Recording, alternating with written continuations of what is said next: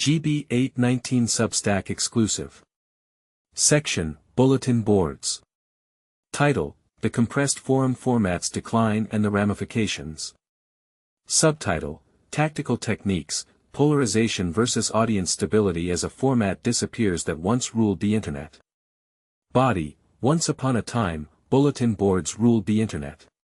Before Facebook, before X/Twitter, before Reddit, before YouTube, even before MySpace and WordPress. The forum format compressed people of various ideologies and differing opinions into a space. Some forums attempted to centralize party lines, but others functioned without an official line, though often with a clique of posters. These communities would revolve around pseudonyms, but because a reply holds relatively equal weight to an opening post, unlike a blog comment or social media comments, personalities became very persistent. Early on, you may not have known each other's real names, but you got an idea of the person behind the pseudonym, and at times you would unveil identities in private. The interesting thing is that when Facebook/Instagram took over the internet, people thought the days of anonymity being big on the internet were done. For a whole decade, the 2010s, it really seemed like the hometown high school graph was the future and the internet connections would fade. That turned out not to be true. Many of the bonds forged on the old bulletin boards live on today, while the internet is racing back towards anonymity and pseudonyms. The forums may be done, but the people who emerged from that era stick together even today, just on Discord, Telegram, X, Substack and WordPress blogs. Let us look at how the collapse of that format has changed the internet, even though we can celebrate the fact that organizing by interests and philosophy is trending again, while the hometown graph of Meta is going the way of a fad. I had an entertaining conversation with Google AI about my past tactics on these forums and what I need to do in the future, if I want to become relevant again, given the format changes of the internet. With the forum format, I was like a battle rapper who did not rhyme. I flamed, I fought, there were cyber wars, and the negative attention flew in. People were forced to read me, even if they did not like me, and threads would just keep getting bumped. I have to move from being a non-rhyming battle rapper to an intellectual drug dealer.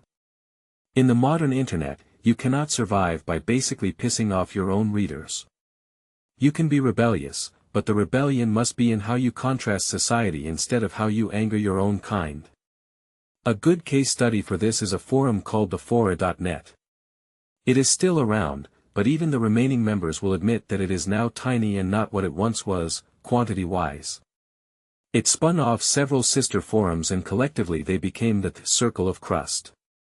On the fora and its sister forums, that is where I really started to get a rep as a poster who thrived on negative attention and directly polarizing my peers. It was not just me.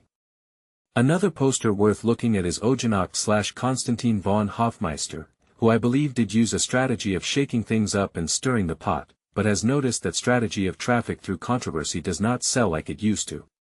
Another poster who could be said to have been contrarian in the era when the fora was still booming is Ixabert. We will cover the evolution of our respective personalities later on in this presentation. The fora tried to retain somewhat of a highbrow image.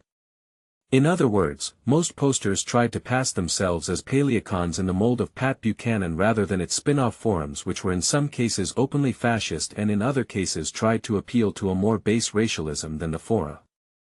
The right wing of the fora was pro-white, but it was more suit anti-pro-white than skinhead or fascist pro-white. The fora also had a left wing, but the left wing was nothing like liberals who pose as socialists but prioritize identity politics over class. These self-professed socialists were class-heavy and sympathetic to actual socialist models, not the liberal identity politics we see in the supposedly socialist online communities today. Despite possessing both paleocons and class-heavy Marxists, the fora was not really a debate forum. These groups existed, but they tended to focus on the areas they agreed on instead of where they differed. However, a disruption strategy in that environment yielded substantial traffic gains. You could essentially be like someone who wears an Islamic mask into a Trump rally, as I did with Jonathan Lee Riches, or someone who takes a knee at that rally Kaepernick style. The intense fighting from annoying your own peers, who are forced to engage with you because of this forum format, can and did spill over into doxing and hacking/phishing. Much like musicians who feud with each other in a cycle where attention is pouring in and then later realize it went too far, most people who were involved in this fora/circle of crust excess, when it got to the point of doxing and hacking, realized they went too far and that everyone involved is guilty. However, when musicians feud, they often move on, but their fans do not. My apologies will never be enough because I still maintain that we are basically all guilty rather than unilaterally confessing my guilt. The people who still hold this against me are the people who were never important in the feud itself. I would say they were in the seats and not actually on the stage. I feuded for a particularly long time and counter-signaled consensus norms and positions particularly hard. I profited with notoriety, but it did come at a cost. The end result of this dynamic on the bulletin boards is that people started moving from forums to WordPress blogs, and there, the dynamic is different.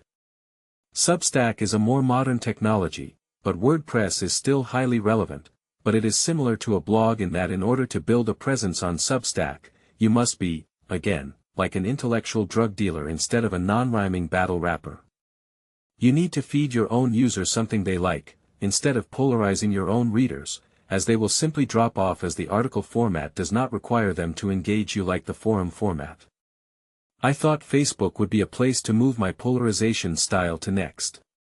Instead of posting contrarian political views to forums that get under the skin of a community and battling forum posters, I would talk about how I hate classmates and troll them with extreme politics, and use the exact same forum posters as friends to freak out the audience there. At first it worked, but then Zuckerberg initiated the concept of the shadow ban.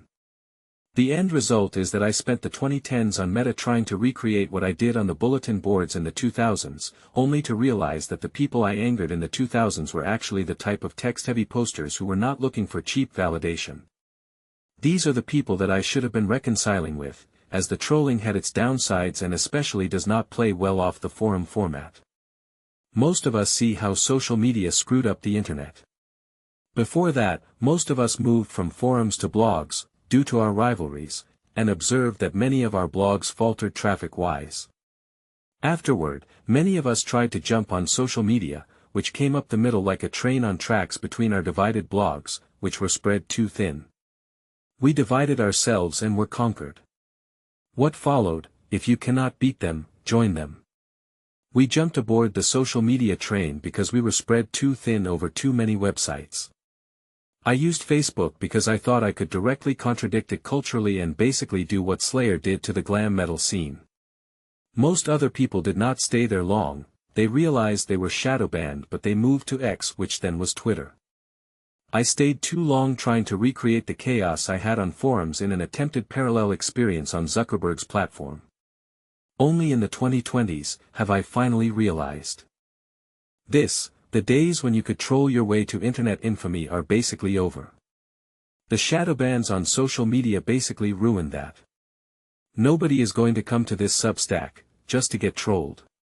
However, because I have been banned from forums and shadow banned from social media sites, I have sharpened a mentality that is very much based on thematic exploration and linear reasoning, more than the ping-pong of a forum environment. Basically, the king of internet warfare finally has found out that the tactics that used to work simply do not work on the modern internet. I have sharpened my long-form writing and pivoted, but what I need is a pipeline to distribute to. In my opinion, Konstantin von Hofmeister also was combat-heavy in the old forum era.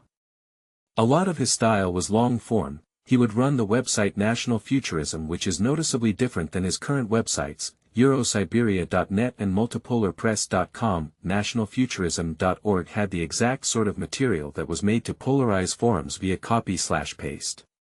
Von Hofmeister would also show up at various European nationalist conferences and his strategy was still based on provocation. People were at a conference and were forced to sit through it. His strategy worked. However, von Hofmeister eventually realized that this approach was not still yielding results and did not spend the 2010s trying to recreate the same heel approach on social media that he had on forums, that I tried to recreate elsewhere. For your information, a heel is a bad guy in professional wrestling. Instead, he started to build a base of people who would consume his content, and now largely plays to his base instead of continuing to aggravate it. He also allied with Russian state TV, RT.com, something that would not be a realistic option for me, but he resides in Russia. While he uses this to increase his credibility, much of his internet activism is aimed at Europe proper, as he is of German descent. He simply plays to the base instead of provoking it these days. Konstantin also has followers in all of what might be considered greater, Western civilization. I realize that this is the only option. I need to design content that attracts followers instead of counting on using anger and feuds to drive traffic. I will continue to march to my own beat and will not package myself as a right-wing nationalist, but a class-heavy dissident who stresses boycotting society over trying to conform to it. However, my direct target in the firing line will not be my own potential readers. It worked on forums, it worked early on with social media, until I hit shadow bans, but those tactics simply do not work today. Regarding Ixabert, he certainly marches to the beat of his own drummer as well, but I think these days people adore his posts, that are certainly not conventional, rather than react to polarization. Hence, his presence on X. He talks about coming to Substack. I wonder what is stopping him. GB 819 of X and Substack. Slight changes were made in the video version to optimize for that format.